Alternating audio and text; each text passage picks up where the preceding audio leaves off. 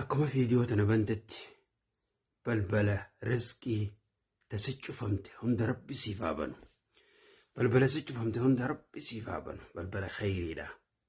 Balbala rizqii, ta fayyaa, ta beekumsaa, balbala hunda rabbi siif haa banu. Akkuma amin jetteen kadhaante ta bara dheeraa kadhachaa jirtu, ta ilaarraa kadhachaa jirtu, teetii fi ta namni sii kadhachaa jiru hunda rabbi siif haa qeebalu. Akkuma amin jettetti rabbiin siif haa qeebalu. Akkuma sheer gootetti khayriin ati firraa quban qabne hunda rabbi sheer siif haa godhu. Bultii tee rabbi siif haa bareechu. Hiree tee rabbi siif haa bareechu. Xiqqeenya rabbi sirraa qabu addunyattis akhirattis rabbi sin xiqqeessin. Rabbiin sin xiqqeessin. Addunyatti illee akhiratti illee rabbi sin xiqqeessin. Amala bareedaan rabbi si haa gammachiisu. Imaanaan si haa gammachiisu. Sodaa isaatiin rabbi si haa gammachiisu. Jaalala isaatiin rabbi si haa gammachiisu. Nama diin kanatti dalagu rabbi si haa godhu. Walumaanuu rabbi nu haa godhu. Anaa fi sii bareedaa na daawwachaa jirtu kanaas rabbi nu haa gammachiisu. Addunyaa tanarrattis rabbi wajjin nu haa gammachiisu. Nama gammachuun jiraatu rabbi nu haa godhu. Atis bakkuma galtutti, bakkuma jiraattutti rabbi si haa gammachiisu. Anis bakkumaan jirutti rabbi nu haa gammachiisu. Nama gammachuun jiraatu rabbi nu haa godhu. Gadda, hiraar, cinqii rabbi nurraa haa qabu.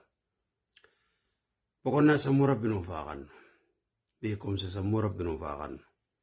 Maraatuu rabbi nurraa haa qabu. Falfala rabbi nurraa haa qabu. Hamtuu namaa rabbi nurraa haa qabu. Ta nafsiyyaa rabbi nurraa haa qabu. Ta shayxaanaa, ta jinniinsi rabbi nurraa haa qabu. Hamtuu warra haasidummaa, warra hinaaffaa rabbi nurraa haa qabu. Warra hamtuu nu yaadullee rabbi nurraa haa dhorku. Rabbiin subhaanahu wa ta'ala barnoota itti jirtu san rabbi siif haa laaffisu.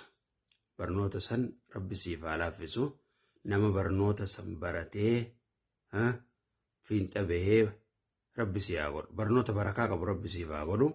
Ka diinagdee jirtu rabbi siif haa laaffisu. Balbala rizqii san rabbi siif haa banu. Rabbi siif haa banu. Eega sii bane rabbi sirraan cufin. Rizqii halaal eega rabbiin balbala rizqiidhaa sii bane rabbi sitti hin cufin. Rabbi subhaanahu wa ta'ala du'a tasaallee rabbi nurraa qabu. Khaatimaa bareedduu rabbi nuuf haa kennu. Nama keenya kan du'eefillee nama muslimaa hundaahu jannata irraa firdoos keessatti isaan haa qananiisu. Wajjumaan achitti nama wajji gammadu rabbi nuuf haa godhu. Ilmaan illee rabbi nuuf haa qajeelchu. Ilmaan diin rabbi nuuf haa godhu. Nutillee nu haa qajeelchu. Ilmaan keenyallee ilmaan diin nuuf haa godhu. Akkasumatti gartee biyya teenyallee biyya nagayaa, biyya tokkummaa qabdu, ta jaalala qabdu,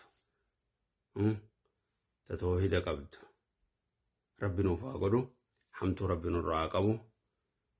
آمين آمين وصلى الله وسلم على نبينا محمد وعلى آله وصحبه أجمعين.